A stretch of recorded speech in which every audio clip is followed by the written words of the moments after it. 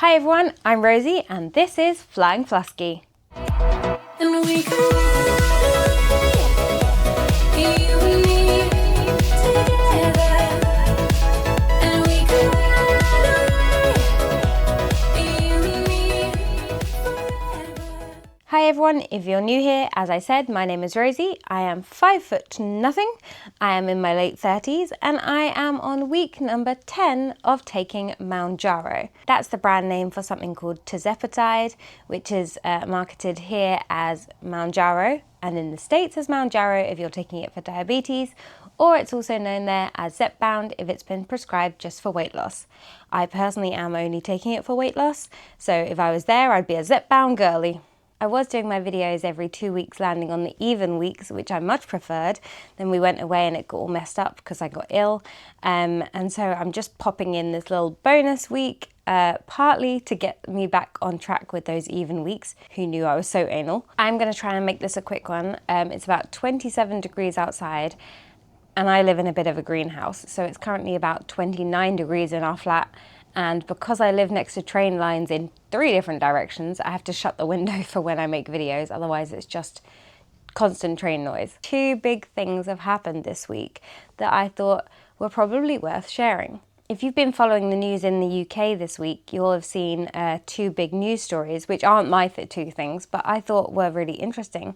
The first is that the NHS is now going to be prescribing Mounjaro to people that need it. So if you have a BMI over 40 and you have to have a collection of comorbidities, which I just learned this week don't mean like life-threatening things, it's just other diseases or conditions.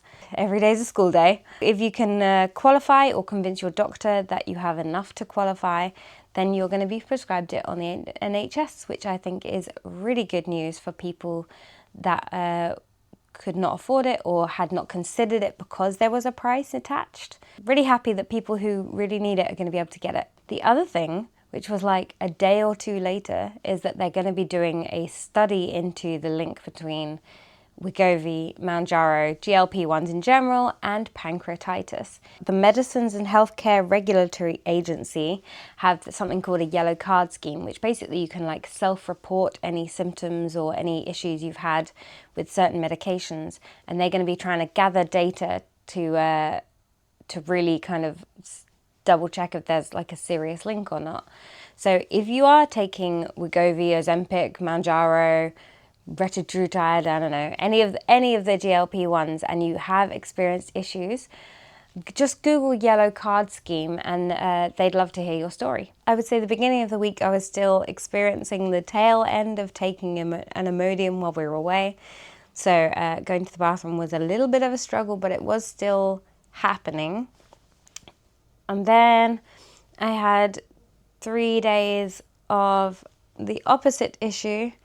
But I don't know if it was the if it was the medication or if it was something I ate, because normally I would have 1 incidence of something after I ate and then it would be over, but this seemed to be like a day and a half of having a bad tummy. So I don't know if I can attribute that to Mounjaro or my general bad tummy existence. Today I went out and did some stuff I needed to do in the morning, and then I did just have a nap, which is why I'm looking like I just had a nap. So yeah, it's still kind of wiping me out the day after, but I mean, if that's all it is, I'm absolutely fine with that.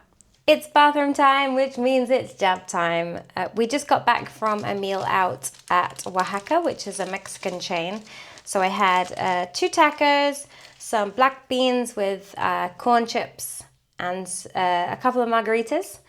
And it was all very delicious. But I didn't want to do my jab until after the meal because I wanted to enjoy it to the full. So it is time to try and crack this pen and see if we can get a golden dose out of it. Yeah, so it stopped me here. So now the test is, can I crack it with my jar opener again?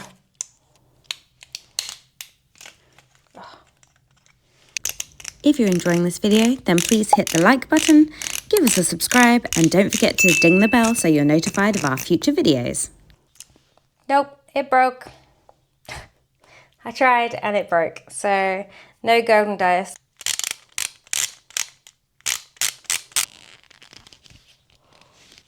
it looked like it was really broken, and then somehow I've managed to manipulate it to the point that it is going to work. So let's give it a go. This time I'm listening to an America's Next Top Model rewatch podcast called Podleadum, and I'm enjoying it very much, so it's distracting enough.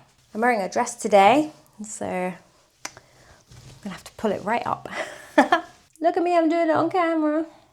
Okay, so it was a bit of a faff and it didn't go super smooth, but it did it. So there we go, we have one very empty pen. I don't really know what happened to it, but it seemed to come back to life. So that's 2 successful golden doses, which is nice. Saved myself, 75 quid there or so?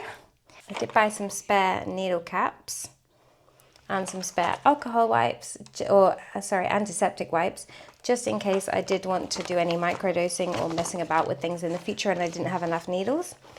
I think that was like £5 in total for the 2, so not that much of a drama if I don't end up using them. Right, so I'm going to whiz you back in time to Friday morning and I'll see you on the sofa. So the first exciting thing that I have to tell you about is my partnership with Juniper. I'm going to be working with them, I think initially for 3 months, and they're going to pay me to make some Instagram content, which is very exciting. This means I get to be part of the program. So on Wednesday, this big old box arrived. And the idea of Juniper is that it's not just medication. So unlike where I was using, Pharmacy to You and then MedExpress, of course. I still have referral codes. I might still use them afterwards. So get in touch on Instagram and I'll let you know my referral code. But back to where we were. So Juniper, which I will also have a referral code for, it's medication, but it's also support with exercise and movement, nutrition and diet, and overall kind of holistic care. So how are you feeling mentally and physically? So it's more of a kind of whole weight loss program. I'm going to be learning more about it over the next couple of days as I dive into everything that they're sending and everything that's on the app and the website. But I was just too excited to open the box. So we're going to do it. So there was 2 boxes. This is the big box, and then I had a smaller box, which was the one with the medication in, which obviously I wanted to get that straight out and in the fridge. So that's sitting in the fridge ready to go for next Thursday.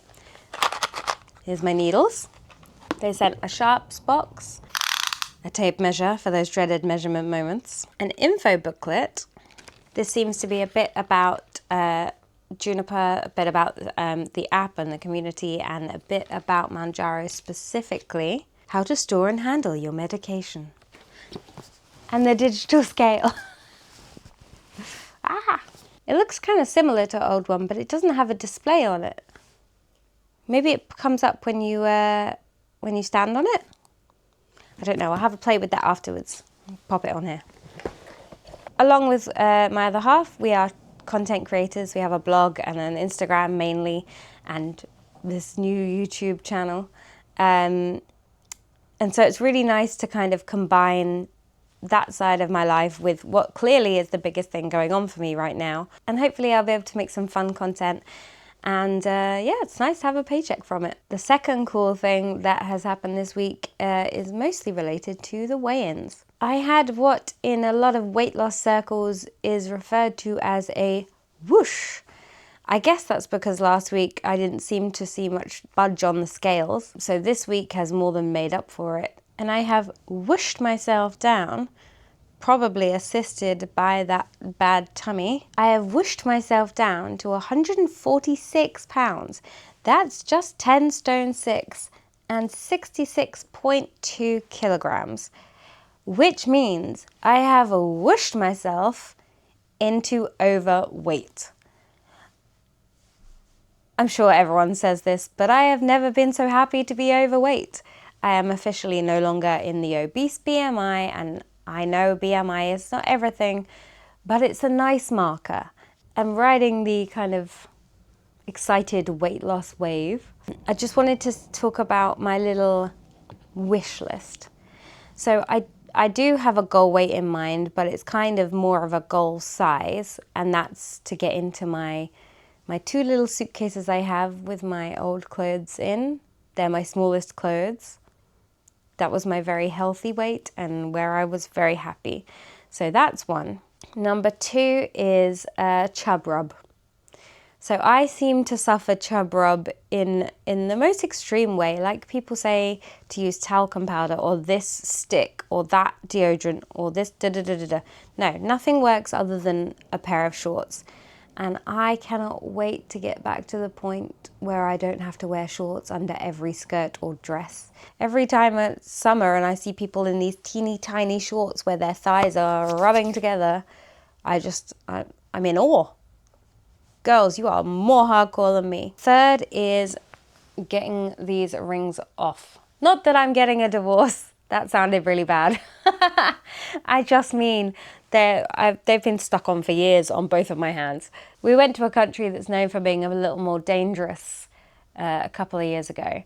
And I thought, you know what? I should probably take this diamond off because it's going to be difficult. And if someone asks me to do it in the street, I don't want them to just lop my hand off or something.